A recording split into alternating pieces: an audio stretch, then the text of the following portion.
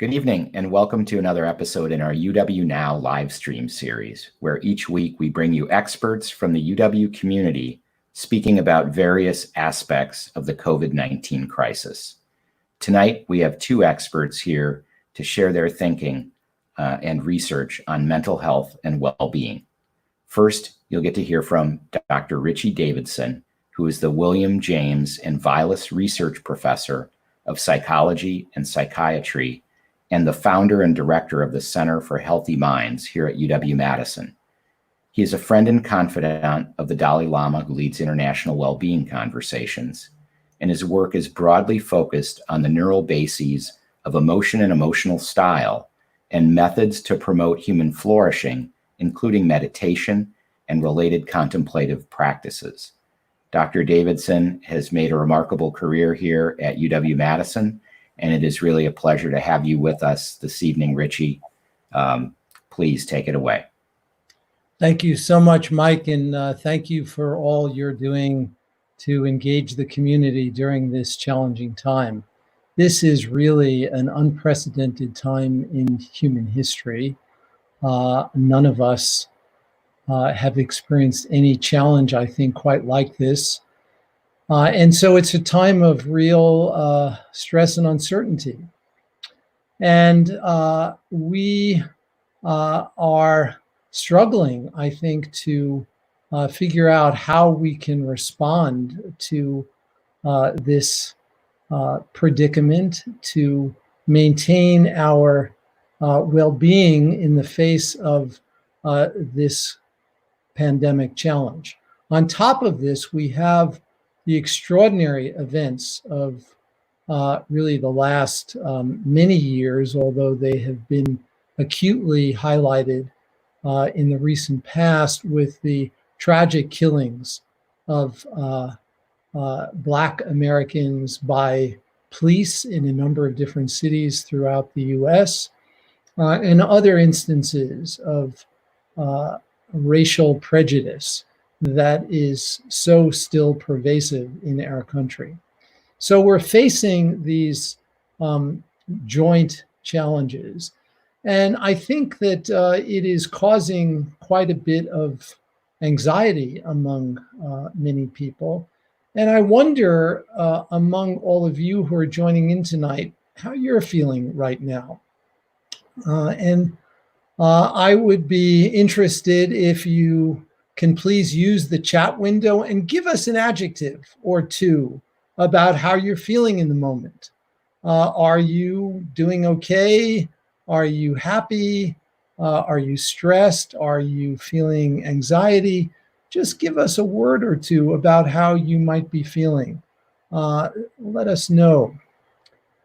This challenge of the pandemic is one during which our public health authorities are telling us to socially distance. And I think that this phrase, social distancing, is a very unfortunate phrase that has been chosen because what we're being asked to do is to be physically distant, but we can be physically distant at the same time that we are socially connected, thanks to the kind of technology that we're using here this evening.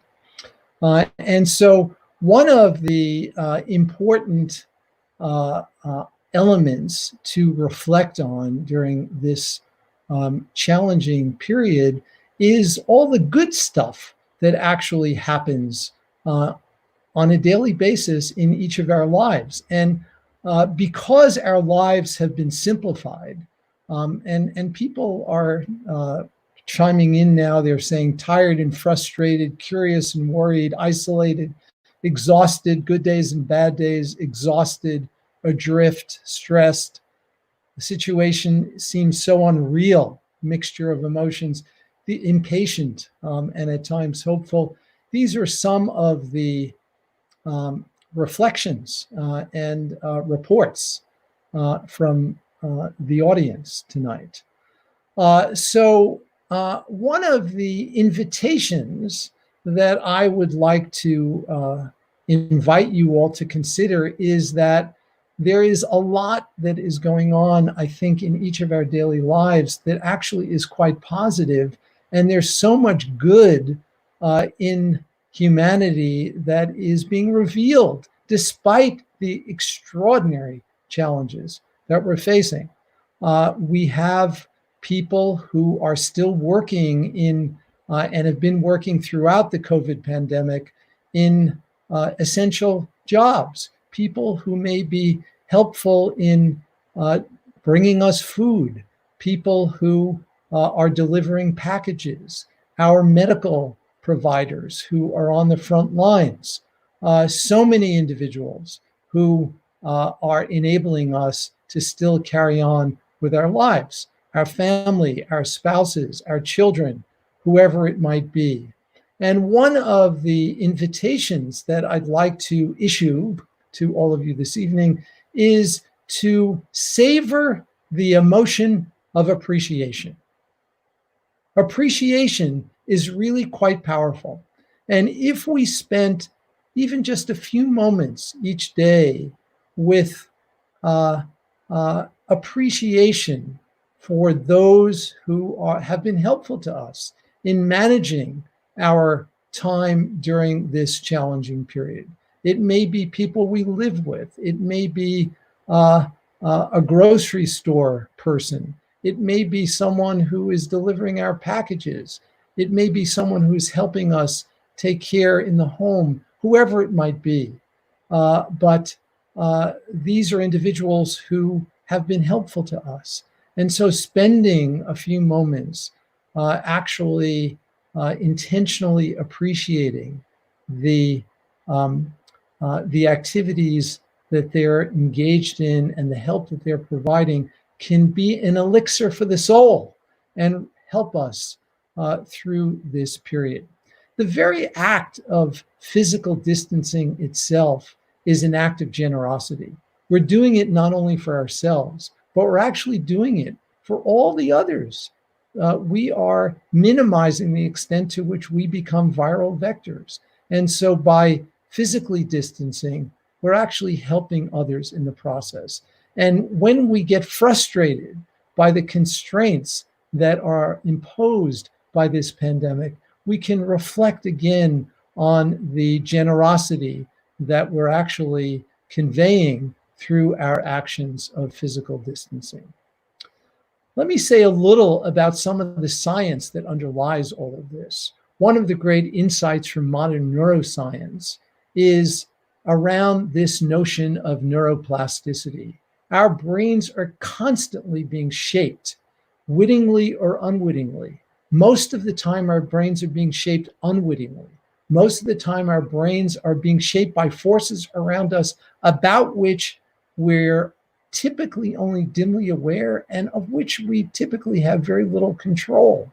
And right now, there's a lot of forces which are inducing fear and anxiety.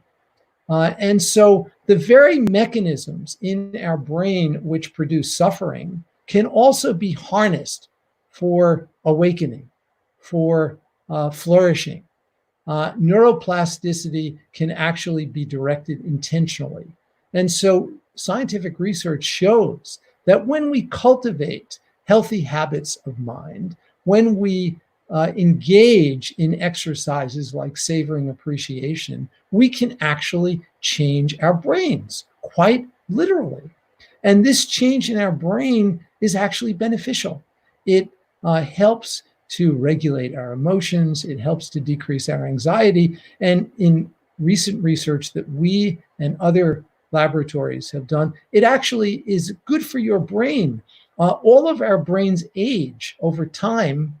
That's a fact, but the rate at which our brains age actually is very variable. And we can slow the rate at which our brains age by nourishing healthy habits of mind. It's really fairly straightforward, but we've got to do this as a practice. We have to do this on a regular basis. When human beings first evolved on this planet, none of us were brushing our teeth. And yet today, virtually every human being on the planet brushes their teeth. And this is not something that is in our genome. This is a learned behavior. And Pardon me if there are any dentists who are tuning in tonight, but I think even all of you would agree that our minds are at least as important as our teeth, and nourishing our mind in this way, even if we do it just for a few minutes a day, even as short a time as we brush our teeth, it can actually be helpful.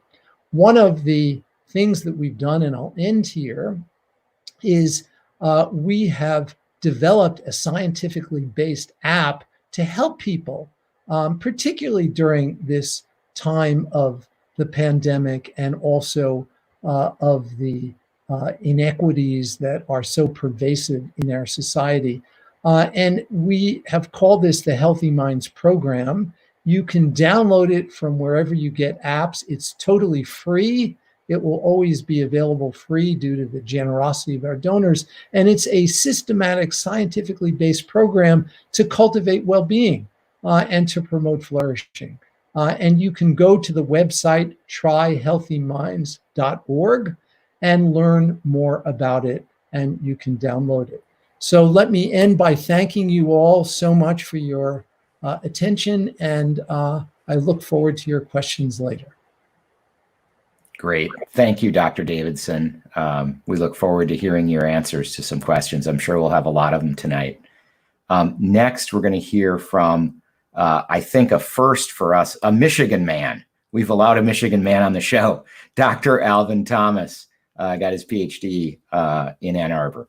So Dr. Thomas is a clinical psychologist and assistant professor in the Human Development and Family Studies Department of the School of Human Ecology. His award-winning research is focused on the factors for boys situated in conditions often associated with negative outcomes.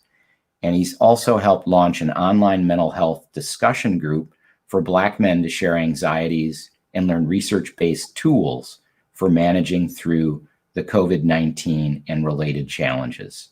Thank you for joining us, Dr. Thomas, and we look forward to hearing your thoughts. Thank you so much, Mike, for inviting me here, giving me this opportunity to speak. And I look forward to to a wonderful conversation.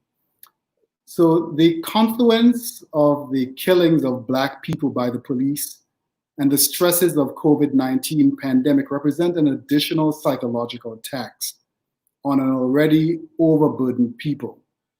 So let me tell you a little bit about how I am building resilience and holding breathing space for Black men and boys. My work exists at the intersection of positive child development and father involvement. I focus on risks and protections for Black children, especially boys, and explore outcomes including youth violence. The ideas that occupy my mind and my thoughts are how to improve life chances for Black children and youth by drawing attention to risks that undermine their positive development, strengthening the Black family, encouraging father engagement, and challenging policies that undermine families. Next slide. So first, I'll give some brief remarks about how I got started on these areas of research. Then I will tell you a little bit about some of my findings in each of these areas. I will end by introducing you to a recent initiative that I have undertaken in Madison, Wisconsin. So many years ago, when I wrote my dissertation entitled Bad Boys or Bad Odds, Race, Context, and Social Influence, I was concerned about the overwhelming negative public perception of Black males and Black boys specifically. As soon as 10, for most Black boys, the cuteness factor disappears and society begins to apply labels such as threat, thug, criminal, dangerous to these young Black bodies. These kinds of myths and hurtful stereotypes are intricately linked to how Black boys interact with their social environment and how society and its institutions interact with Black boys and girls. Next slide, please.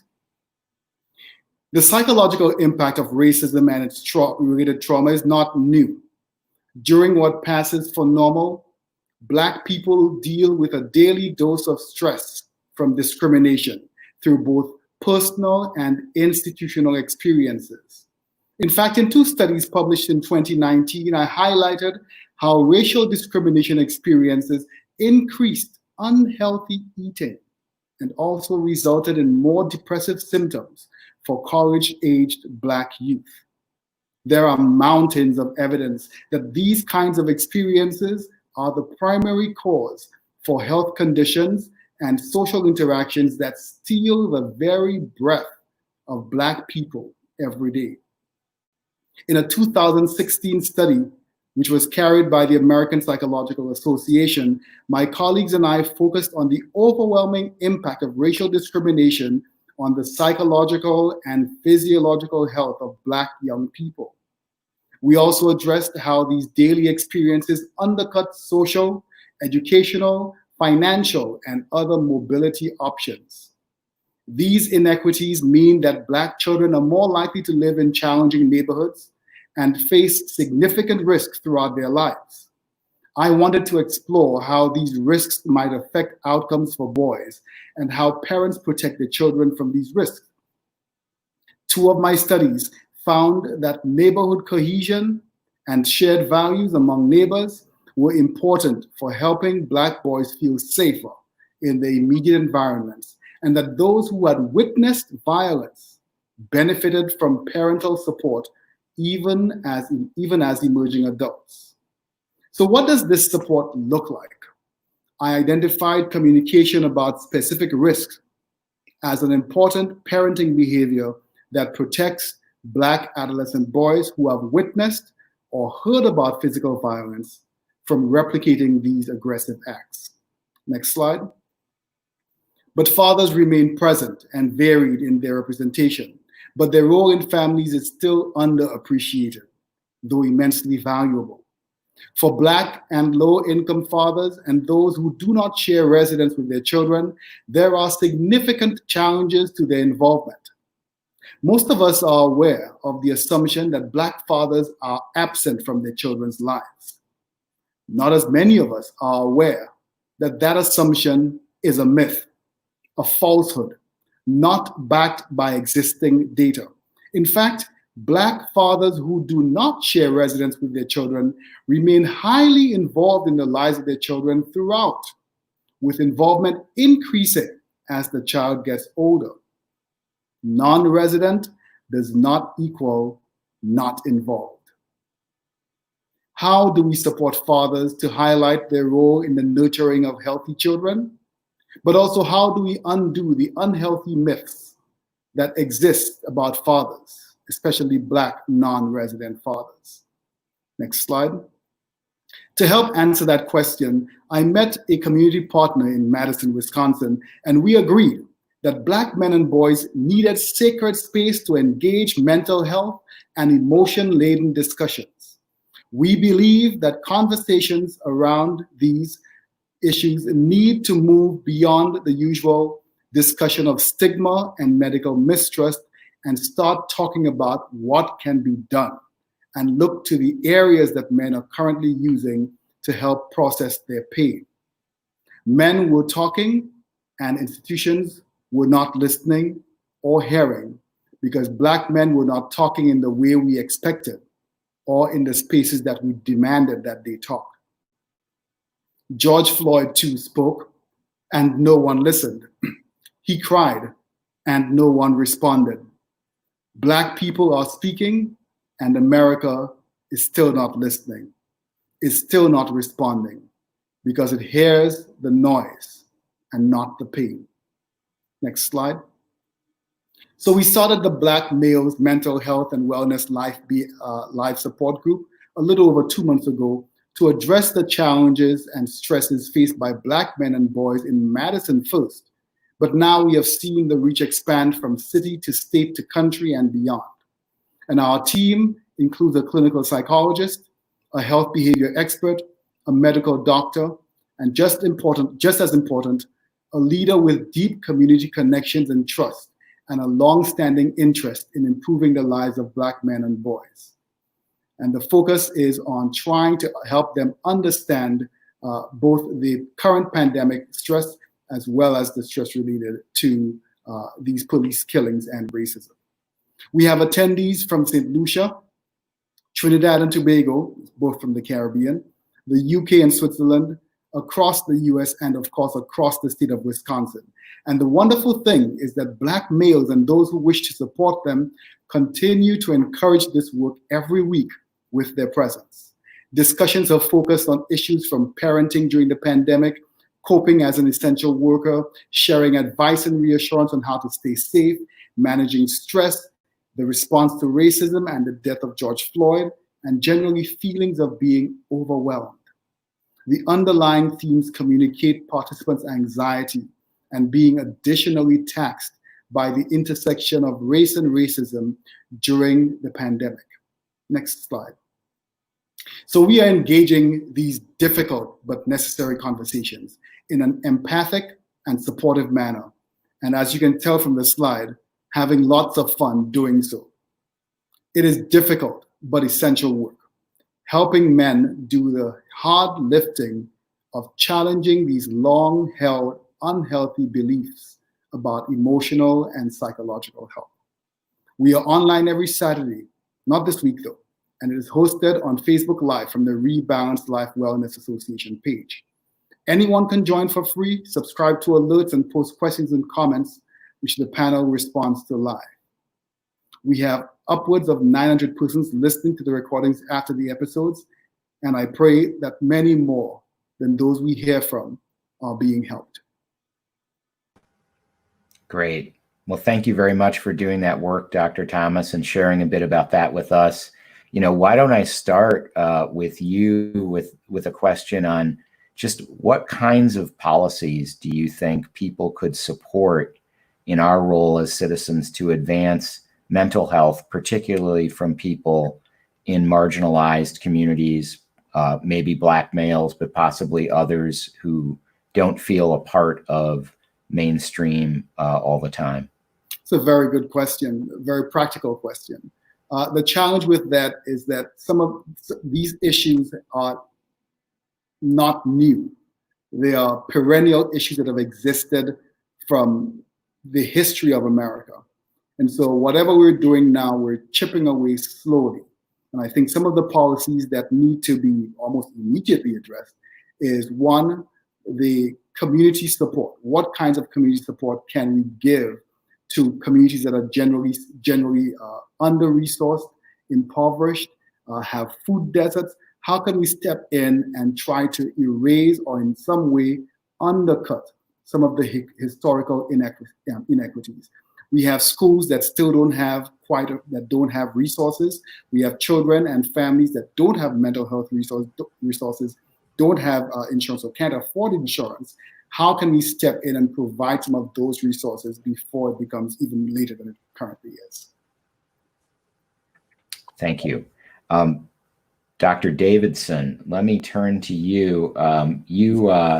You made the astute observation about the distinction between social distancing and physical distancing, and how we probably misnamed that all along. Maybe we'd be better off if we actually were social media distancing. But let me ask you, you alluded to the fact that in the time it takes to brush our teeth, we might be able to engage in some kind of exercise for our mental health. Could you give an example of that for us?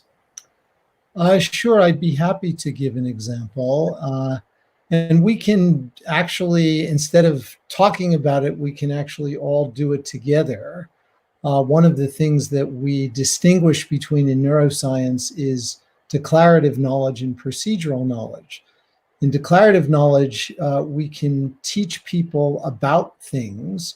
So we can teach the value of kindness or the value of appreciation, but it won't necessarily make a person kinder or more appreciative.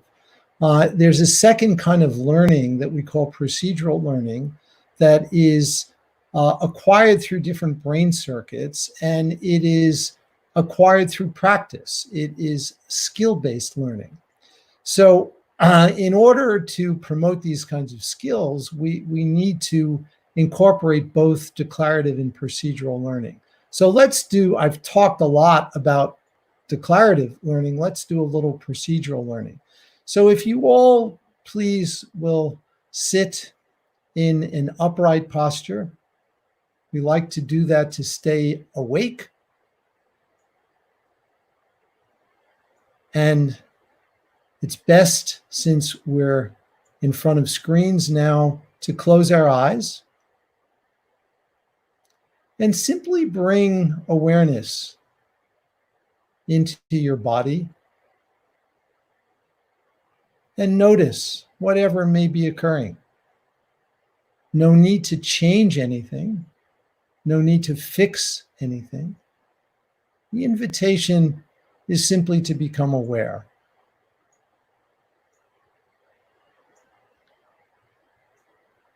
And as our minds begin to settle, let's bring into our mind one or two individuals who are important in our daily lives. It could be a spouse, it could be a child, it could be a close friend, it might be someone who helps us in the house. And bring that person into our mind and our heart. And allow this sense of appreciation to develop. And you might even reflect on how you would express your gratitude to that person the next time you meet them.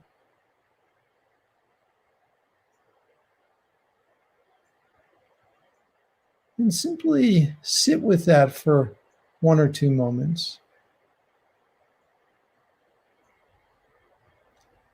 And this is a practice that you can do many times a day. You can sprinkle your day through this.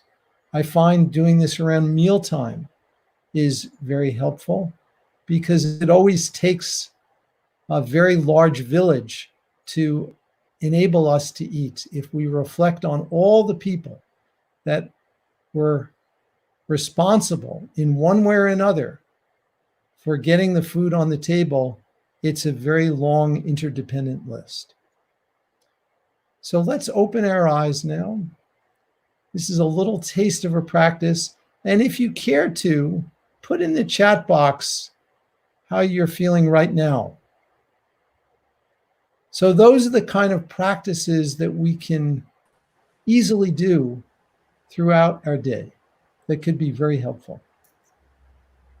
And Richie, are there things that we can do with others or ways we can support others in our community through some of your methods, or are they mostly aimed at individual kind of self-help? No, it's both, Mike, and it's a really important question. One of the things that I often say is, first of all, one size does not fit all. There are many different methods and strategies for cultivating human flourishing.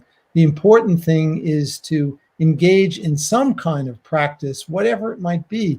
And there are practices that could be dyadic. It could be done with a partner. It could be done in a workplace. We actually begin every important meeting in our center with a practice like this. It can be done with your children. And so it's not something that needs to be done individually at all. And it can even be done while you're engaged in activities of daily living. You can do it while you're walking, while you are actually physically exercising. It can be combined in that way. And these are all opportunities for us to train our mind. And if folks are interested in pursuing this more systematically, please go to our app and you'll find all of this material laid out in a very comprehensive way there. Thank you, Richie. Dr. Thomas, I'm going to come back to you. You know, I'd asked earlier about some changes in policies that you might, advocate now. Are there examples in particular cities in America or sort of case studies of communities that have done a really superior job, perhaps, of creating stronger community and helping Black males thrive?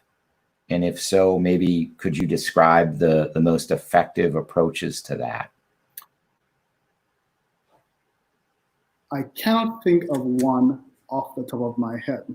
However, I have seen some semblance of movement in certain cities. So I know, for example, Milwaukee, I think it might have been last summer, made that move to declare racism a public health concern.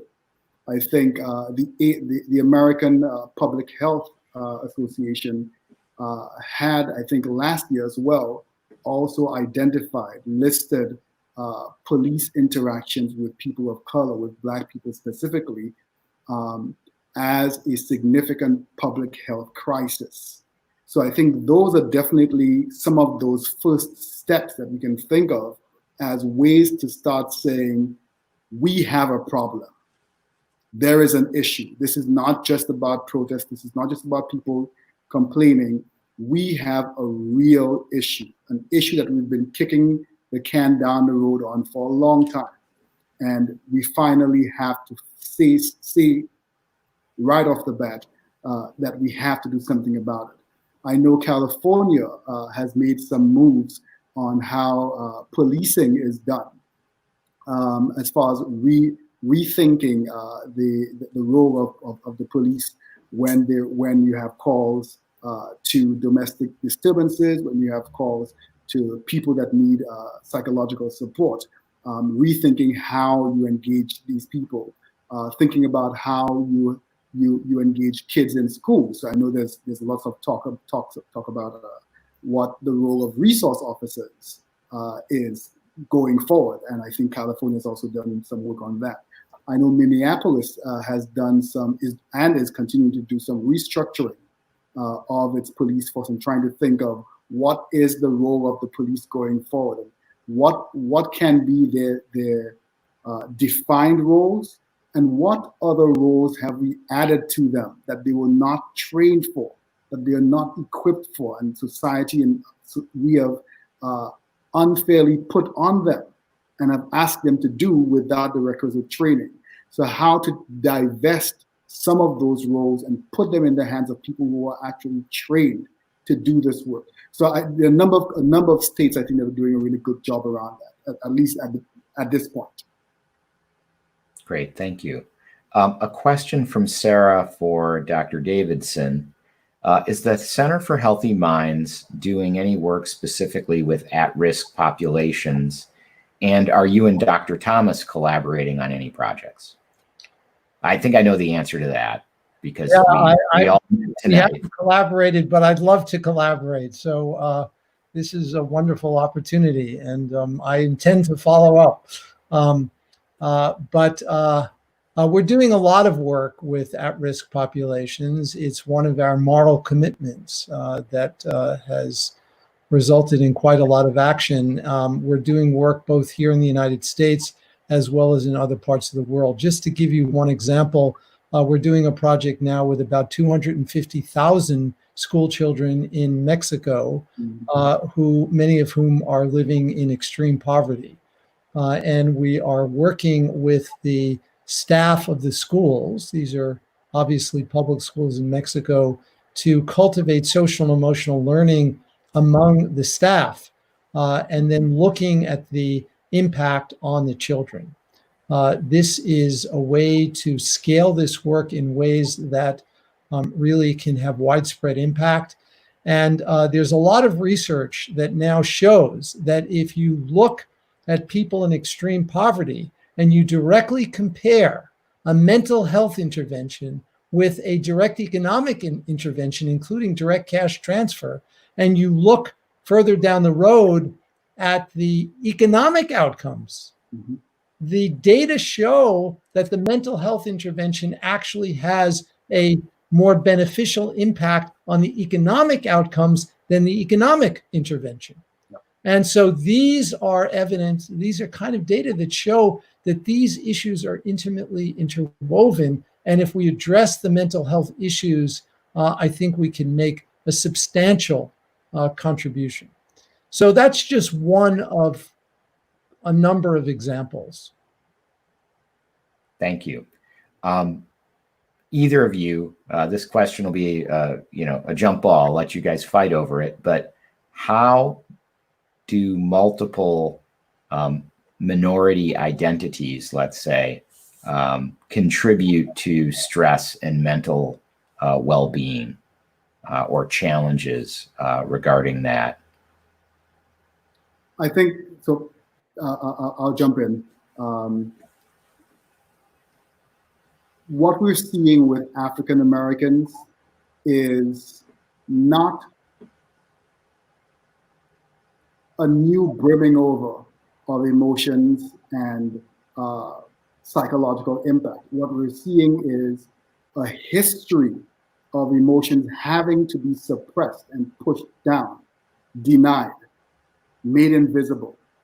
And suddenly this huge issue happens and it tips the pot a bit. And so what we're seeing now is the effect of the pot being tipped a bit.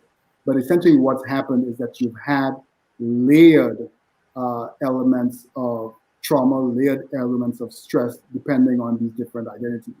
For individuals who have multiple minority identities, you do have multiple forms of stress being layered on top of each other. So for example, Black, female, trans. There's the invisibility that comes from being trans and from being Black trans. And so when you hear all the talk about the Black Lives Matter, you don't always hear talk of some of these other marginalized identities. And so I think the additional stress of being marginalized and being made invisible in conversations does add to both, I think, the trauma and also to the psychological stress. And if I can just add one little point to that, and that is that racism and prejudice are not just psychological stresses, but they actually get under the skin. And we know one of the things that's being highlighted by the COVID pandemic is the dramatically different prevalence rates of serious complications with COVID among the African American community compared to the white community here in the US, as one example. And the differential impact is dramatic. And so this is a really pervasive problem, and one that affects so many different levels of our functioning. Thank you. Question from Dan, who I would direct this, I think, to Dr. Thomas. Dan notes that the absent father myth is maybe frequently portrayed or perpetrated in movies, TV, etc., literature. Are there other similar myths or misunderstandings that you are aware of and want to highlight along those lines? If it's speaking of myths specific to fathers, I think there are a number of them. I think over the last 10 years or so, we've moved from the stereotype portrayal of fathers as overwhelmingly strong, stoic, competitive, highly achieved, and moms as the ones who stay home and are timid and docile and have no role except that of caregiver. We've moved from that to being dad as buffoon. So we look across sitcoms and we see the dad as always the buffoon, the child as being even more knowledgeable about the dad, and the dad being relegated to a significantly underappreciated position. Dad as provider still remains, but there are dads who may not necessarily be the primary providers, and that's taken out of the conversation. There are a number of other really old traditional definitions that we have of fathers and of men that no longer apply to every single individual, and still we continue to perpetuate them. Although I have seen some recent pieces of media, Dove, for example, who've done some really good pieces of trying to pull together some of the kind of basic foundational masculinity type ideologies, along with some new fledgling ones that fathers are gravitating towards. So for example, there's this ad of a dad who is walking with his kid strapped to his front and his the baby bottle in his pocket like a gun, and the diapers, and he has all the stuff, and he's walking his kid into the park. 30, 40, 50 years ago, we would have never seen something like that. So there is hope. There is some work that's being done. But I think we have to open our eyes and see that these are myths and that we need to challenge them whenever we see them. It is sort of interesting how sitcoms seem to get thematic, like all of a sudden, all of a certain type of individual are portrayed this way. And it certainly seems to have trends associated with it. Richie, Kathy Chazen chimes in and wonders if you could comment on your recent appearance on ABC's Nightline with His Holiness the Dalai Lama. Hi, Kathy. Wonderful to have you here. I can tell you a little bit of the backstory. We have actually in March, I was supposed to be in Dharamsala, India to see His Holiness. And of course, that was canceled because of COVID. And one of the people that was going to accompany me is Dan Harris, one of the anchors of ABC Nightline and Good Morning America. And Dan, of course, is the author of the bestseller 10% Happier and a good friend. And we were going to interview the Dalai Lama as part of what we're doing in Dharamsala. And we asked the Dalai Lama's office if we can arrange a virtual interview, given that we couldn't make it to Dharamsala. And actually, the interview that he did with us about 2 weeks ago now, or a week and a half ago, was the very first interview with media that he did since he's been in isolation in the pandemic. And it was great to connect with him over Zoom. First time I've done that with the Dalai Lama. He's not someone you can just sort of ring up on the computer, but it was great. And I think he had some wise counsel for us at this time. And I'll also be doing an event with him this coming Friday night, which will be live web stream for free. It is being sponsored by the Mind and Life Institute, and you can go on our website to learn more about it, but you can all tune in on Friday evening. Is the Dalai Lama doing a good job of physical distancing? Actually extraordinary how careful they are being. He is turning 85 in July. And so because of his age, he is at risk.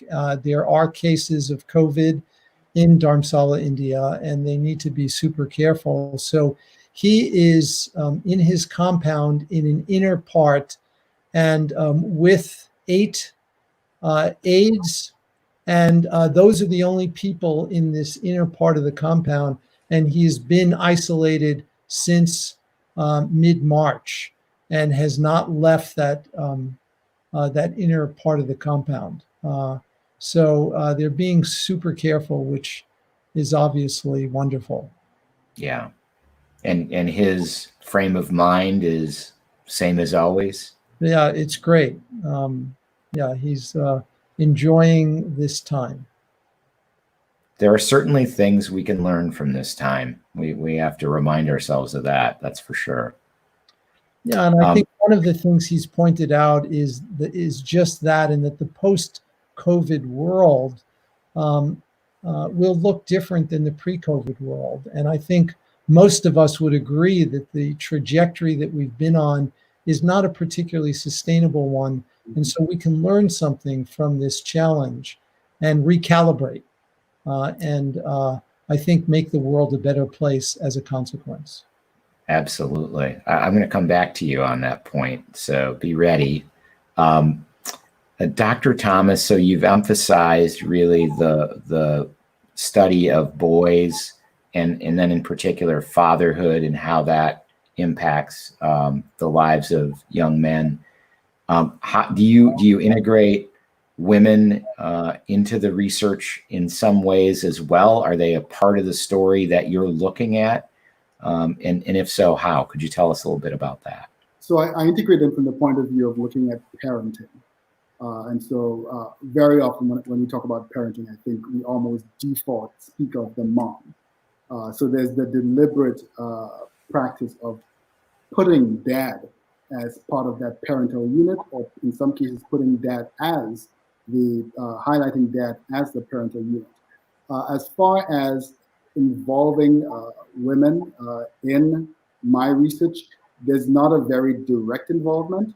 But I know some, for example, some of the work that I've done with the Fathers and Sons program in Michigan has depended on the support of women, of mothers, for as far as trying to engage fathers in this work with their children.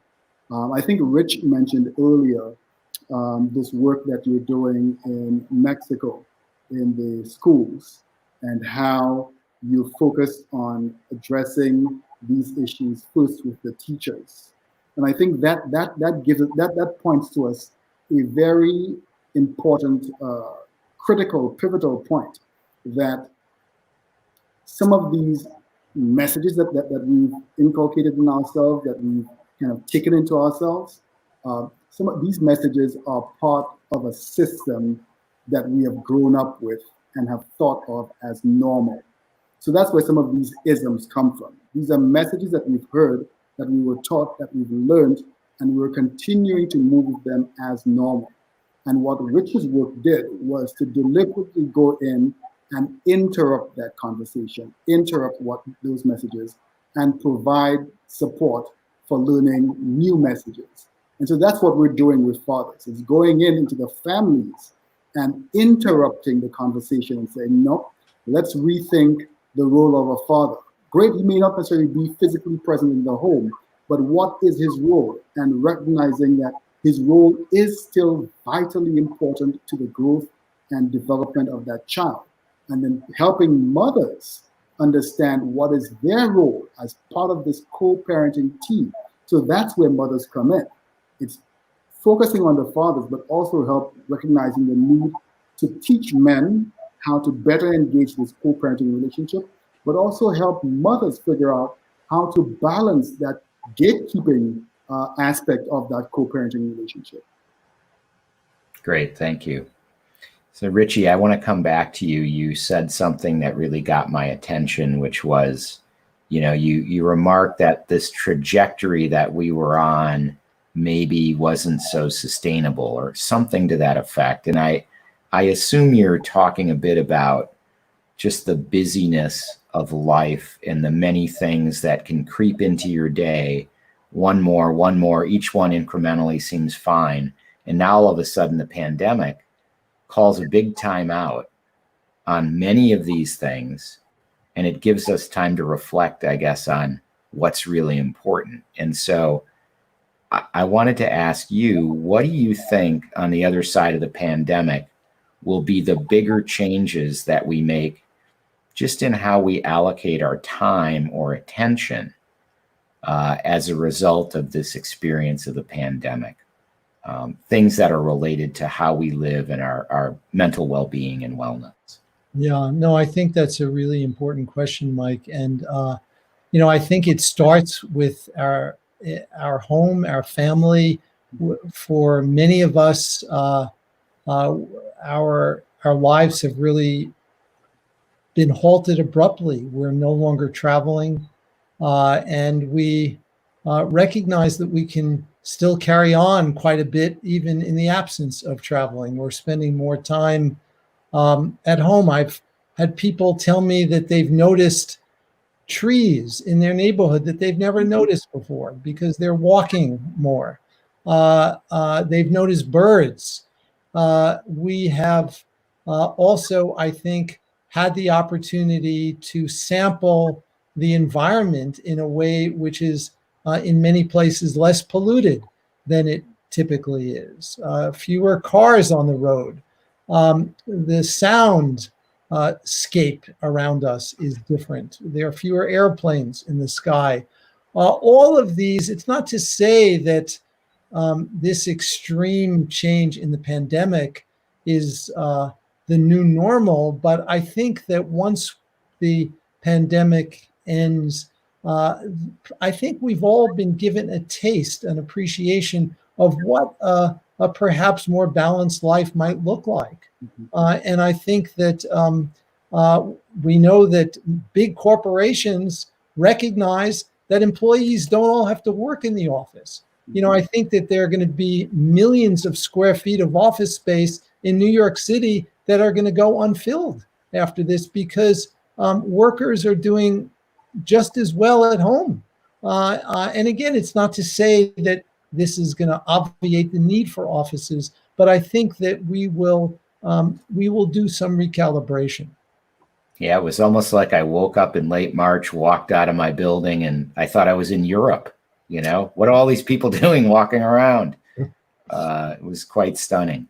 And, interesting, as you say, people are noticing things. And I sense a lot of people reevaluating what's necessary, what's important. Final question for both of you. Let's go first to Dr. Thomas. How has the pandemic shaped the research questions you're pursuing or maybe changed your approach in some way? Could you tell us, has it had any impact on your thinking and your work? So I think the overwhelming impact of the pandemic is that it is now layered on top of everything else. So we were looking at all of these other risks that exist, whether it be exposure to violence, poor parenting practices, great parenting practices, poor schools, great schools. We're looking at all of those potential risk factors, but now you have layered on top of that the pandemic. And I think even more important is that going forward, I expect that going forward, the effects of the pandemic have to be taken into consideration, regardless of what the outcome is. So that is changing the research questions a bit, but it's also changing how we're doing the research. So more and more, I think even more so, institutional review boards are becoming more amenable to online research and research that does not happen necessarily in person. But I'm also finding that a lot of my work, at least a lot of my thinking and new questions are involving community members, being able to go into the community to do some of that work. Richie, how has the pandemic affected your research agenda or how you carry it out? It's really had a big impact.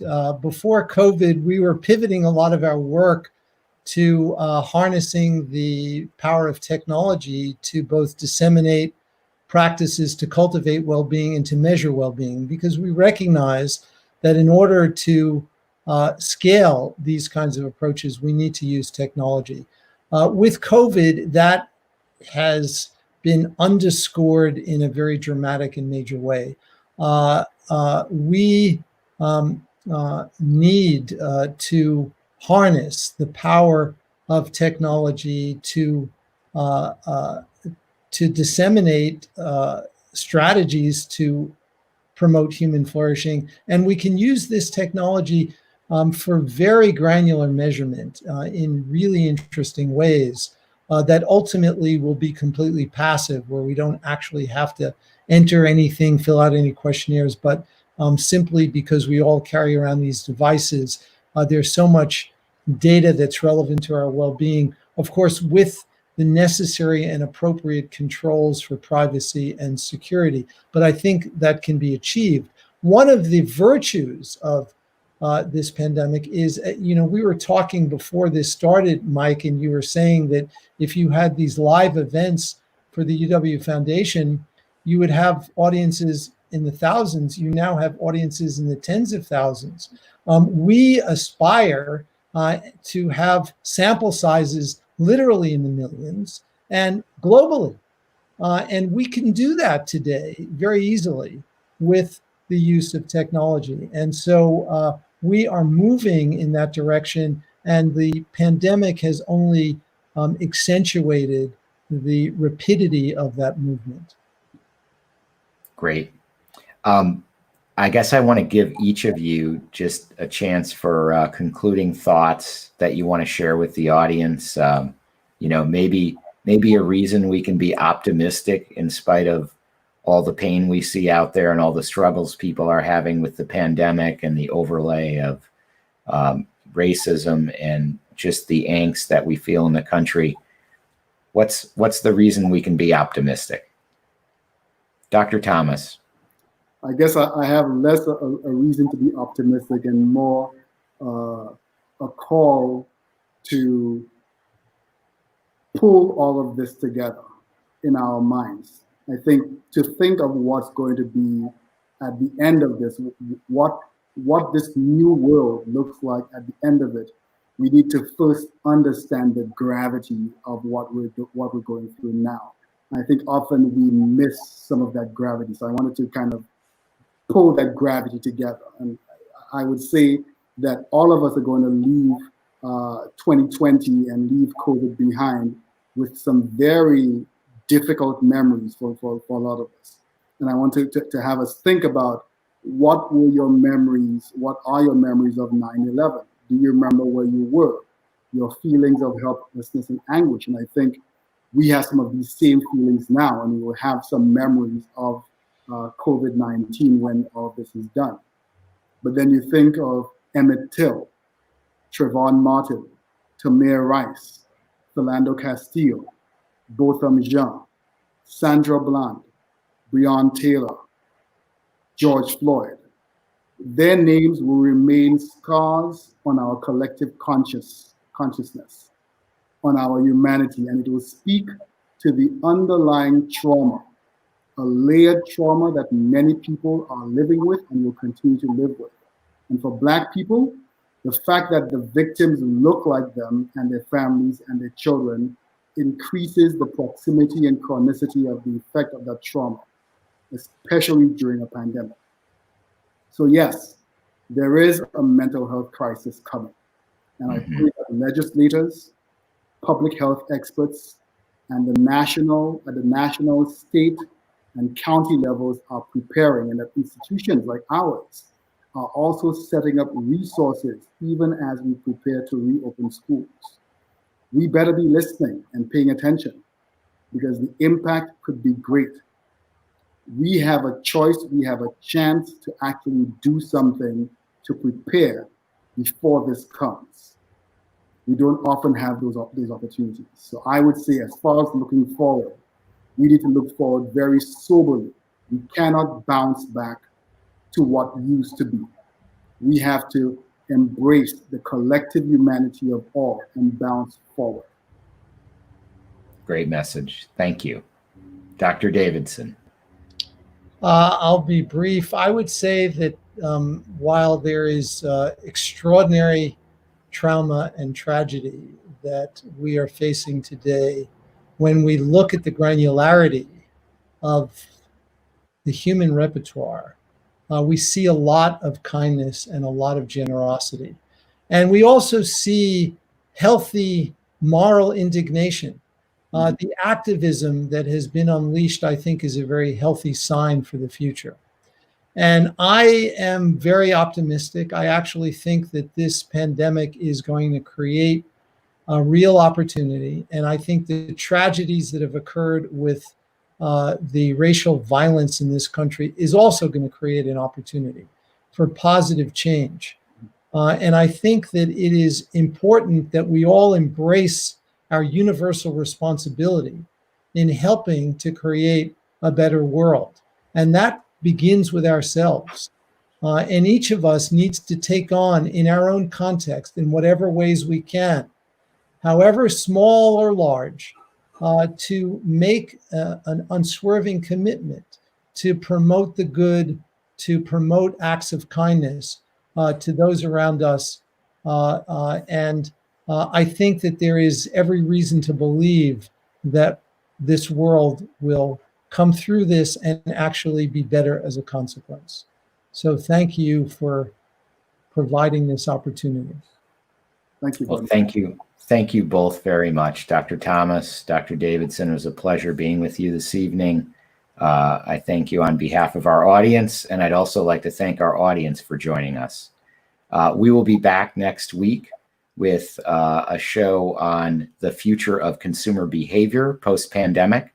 I hope you'll all be able to join us. on Tuesday, June 23rd, 7 o'clock. And until then, on Wisconsin.